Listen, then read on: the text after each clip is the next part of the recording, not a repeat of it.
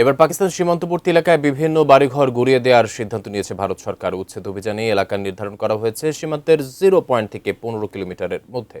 তবে হঠাৎ কেন এমন কঠোর অবস্থানে যাচ্ছে নয়াদিল্লি, বিস্তারিত জানাচ্ছেন ত্রিবেণী তনু।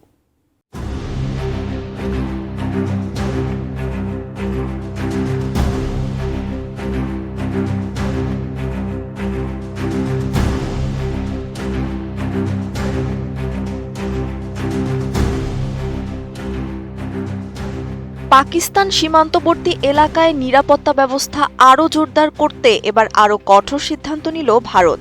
সীমান্ত সংলগ্ন অঞ্চলে থাকা ঘরবাড়ি সহ সব ধরনের অবৈধ স্থাপনা গুঁড়িয়ে দেওয়ার নির্দেশ দিয়েছেন ভারতের স্বরাষ্ট্রমন্ত্রী অমিত শাহ। নয়াদিল্লি বলছে, অনুপ্রবেশ ও সীমান্ত পারের অপরাধ দমনেই এই কঠোর সিদ্ধান্তের পথে হেঁটেছে নয়াদিল্লি। ২৭ মে ভারতের স্বরাষ্ট্র মন্ত্রণালয়ের এক বিশেষ বিবৃতিতে অমিত শাহ বলেন, আন্তর্জাতিক সীমান্তের 0 থেকে 15 কিলোমিটার এলাকার মধ্যে কোনো অবৈধ স্থাপনা রাখা যাবে না। এই নিয়ম বাস্তবায়নে কড়া জিরো টলারেন্স নীতি অনুসরণের নির্দেশ দেওয়া হয়েছে। মাদক ও অস্ত্র চোরাচালান, সন্ত্রাসে অর্থায়ন এবং অবৈধ দখলের মতো অপরাধের বিরুদ্ধে কড়া নজরদারি বাড়ানোর আহ্বান জানিয়েছেন অমিত শাহ।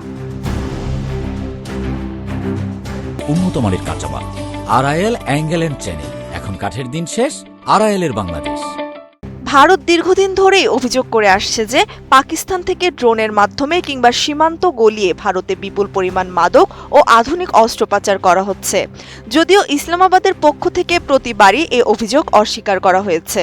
তবে 2025 সালে কাশ্মীরে প্রাণঘাতী হামলার পর ভারত পাকিস্তান সম্পর্ক নতুন করে উত্তেজনায় জড়িয়ে পড়ে। ওই হামলায় 26 জন নিহত হন, যাদের বেশিরভাগই ছিলেন হিন্দু পর্যটক। 20 জন নিহত হওয়ার পর ভারত সরাসরি পাকিস্তানকে দায়ী করে। এর জের ধরে দুই দেশের মধ্যে পাল্টাপাল্টি বিমান হামলা, ড্রোন অভিযান, কূটনৈতিক টানাপোড়েন এবং সীমান্তে ব্যাপক গোলাবর্ষণের ঘটনা ঘটে। 4 দিনব্যাপী চলা সেই রক্তক্ষয়ী সংঘাতে উভয় পক্ষের প্রায় 70 জনেরও বেশি মানুষ প্রাণ হারান, যা দুই পরমাণু শক্তিধর দেশের যুদ্ধাবস্থাকে চরম মাত্রায় উস্কে দেয়। বিশ্লেষকদের মতে, পাকিস্তানের সঙ্গে ভারতের প্রায় 3300 কিলোমিটার দীর্ঘ এই সীমান্ত ও কাশ্মীরের নিয়ন্ত্রণ রেখা বরাবর নিরাপত্তা নিশ্চিত করা দিল্লির জন্য সবসময় বড় চ্যালেঞ্জ। সীমান্ত থেকে 15 কিলোমিটারের মধ্যে সব অবৈধ স্থাপনা উচ্ছেদের সিদ্ধান্ত কেবল অপরাধ দমনই নয়, বরং যে কোনো আকস্মিক সামরিক অভিযানের সুবিধার্থে সীমান্ত এলাকা সম্পূর্ণ ফাঁকা করার একটি কৌশলগত পদক্ষেপও হতে পারে বলে মনে করছেন বিশেষজ্ঞরা। ত্রিবেণী তনু, ATN নিউজ।